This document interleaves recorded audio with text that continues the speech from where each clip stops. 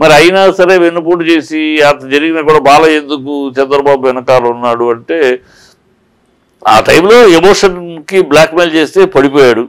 బాలయ్య కాదు, హరికృష్ణ అంత స్ట్రాంగ్. హరికృష్ణ కూడా ఆ తల్లి విషయం వచ్చేప్పటికి ఎవరైనా అంతే. అది కరెక్ట్గా చంద్రబాబు తెలివితేటలు. అది తల్లి స్థానం అనేదాన్ని కెలికాడు.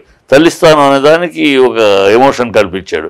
దాంతో బిడ్డలందరూ కూడా మామ స్థానంలో నువ్వెవరు, మామ స్థానంలో నువ్వు ఉంటావా, మామ స్థానంలో అమ్మాయిని అంగీకరించడం, ఇట్లా రెచ్చిపోయారు. ఆ రెచ్చిపోవటం, ఆ ఎమోషనల్ బ్లాక్మెయిల్లో పాపం బాలయ్య కూడా బాధితుడు అయ్యాడు. తర్వాత తెలుసుకున్నాడు. కానీ తెలుసుకున్నాక అనేకసార్లు క్షమాపణ చెప్పాడు. ఆ సందర్భంలో అనుకోని పరిస్థితిలో అలా చేయాలి, మా నాన్నకు ఎదురుగా వెళ్ళాల్సి వచ్చింది, ఆయన ఆ దేవుడికి ఎదురుగా వెళ్ళాల్సి వచ్చింది, చాలాసార్లు బాధపడ్డాడు. బట్ అప్పటికి చేతులు కాలినాక ఆకులు పట్టుకుని జరగాల్సింది జరిగిపోయింది. కనుక బాలయ్య ఎందుకున్నా అంటే పార్టీ, తెలుగుదేశం పార్టీ ఎంతైనా వాళ్ళ నాన్న నిర్మించిన పార్టీ, ఆయన రక్తమాంసాలతో ఆయన చెమటోడ్చి నిర్మించిన పార్టీ. కనుక ఆయన రామారావు గారు ఆయన నోటితోటి చెప్పిన మాట చిత్తూరు మీటింగ్లో పబ్లిక్లో, నా నటవారసుడే కాదు రాజకీయ వారసుడు కూడా బాలయ్యే అని గంటాపదంగా పబ్లిక్ మీటింగ్లో చెప్పిన విషయం ఇది మా చిత్తూరు మీటింగ్లో చెప్పాడు ఆయన. సో నాన్న చెప్పారు, నాన్న అన్నారు. సరే మధ్యలో ఏదో ఒక దుస్వప్నం, ఒక చెడు కళ జరిగిపోయింది, అనుకోని రీతిలో జరిగిపోయింది. అయినా నాన్న కళ ఆ తెలుగు జాతి గర్వించే పార్టీగా దీన్ని నిలబెట్టుకోవాలి తపన, ఆ తపనలో ఉంటాడు. అది వాడుకుంటాడు బాలయ్య అలా వాడుకుంటున్నాడు.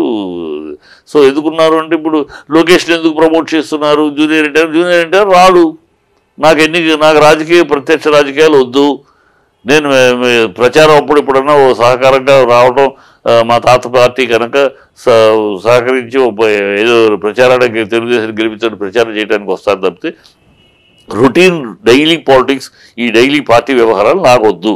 నాకు కెరీర్ ఉంది, నన్ను నమ్ముకున్న నిర్మాతలు ఉన్నారు, ప్రొడ్యూసర్లు ఉన్నారు, దర్శకులు ఉన్నారు, నేను ఆ బాధ్యత ఉంది నా మీద, కోట్లు వెచ్చించి నా మీద సినిమాలు తీస్తున్నారు, సో వాళ్ళ మీద బాధ్యత నాకు ఉంది, నాకు అదే జీవితం అని అన్నాడు. లోకేష్ నాకు రాజకీయ జీవితం అన్నాడు. సో ఎవరి జీవితంలో వాళ్ళు చూసుకుంటున్నారు. మళ్ళీ ఇక్కడికి ఆయన ఎందుకు రాలేదు, నటించడానికి లోకేష్ ఎందుకు రాలేదు, రామారావు మనవడే కదా తను ఎందుకు రావట్లేదు అని అడిగితే ఎంత అసహ్యంగా ఉంటుందో ఇది అంతే అసహ్యంగా ఉంది. ఎందుకు రాజకీయాలు తను రానుమోర్రు అంటా ఉంటే ఆయన తొక్కేస్తున్నాడు. ఎందుకు ఎవరెవరిని తొక్కగలరు? జూనియర్ ఎన్టీఆర్ వస్తానంటే తొక్కగలరా ఎవరన్నా? జూనియర్ ఎన్టీఆర్ రాజకీయాల్లోకి అడుగు పెడుతున్నాను, యాక్టివ్ రాజకీయాలతోటి ప్రత్యక్ష రాజకీయాల్లోకి వస్తానంటే ఆపగలిగే శక్తి ఆంధ్ర రాష్ట్రంలో ఎవరికైనా ఉందా? ఊరినే ఎన్ని పిచ్చి మాటలు, బుద్ధి జ్ఞానం లేకుండా, ఆలోచన లేకుండా ఏదో ఒకటి నోటికి వచ్చి వాసి పెట్టేసి తమలైన ఒకటి పెట్టడం, అది వైరల్ అవగానే కుక్షింబర పరాయణతో ఆ డబ్బు కోసం, ఆ కక్కుర్తి భిక్షపు డబ్బు కోసం, ఆ దౌర్భాగ్యం తప్పితే ఇవన్నీ అన్వాంటెడ్ బాలయ్య తప్పు జరిగిపోయిందని రియలైజ్ అయ్యాడు. మా లాంటి వాళ్ళ దగ్గర అనేకసార్లు బాధపడ్డాడు.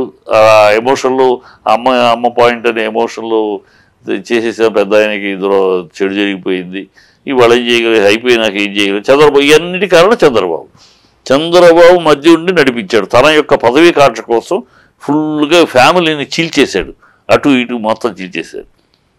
చేసేసి వీళ్ళు పాపం ఇంత రాజకీయ అనుభవం, రాజకీయ కుట్రలు అనుభవం లేని పిల్లలు రామారావు సత్తారు ఓపెన్. వాళ్ళు ఎవరు వాళ్ళ సొమ్ము తిన్నవాళ్ళు కాదు, వాళ్ళకి అన్యాయం చేసిన వాళ్ళు కాదు, నిజాయితీగా బతికిన వాళ్ళు, వాళ్ళ పెద్దలు ఇచ్చిన ఆస్తులు, వాళ్ళు సంపాదించుకునే డబ్బులు తప్పితే ఇంకోళ్ళ కోసం ఆశపడడం. 9 ఏళ్ళు అధికారంలో ఉన్నా కూడా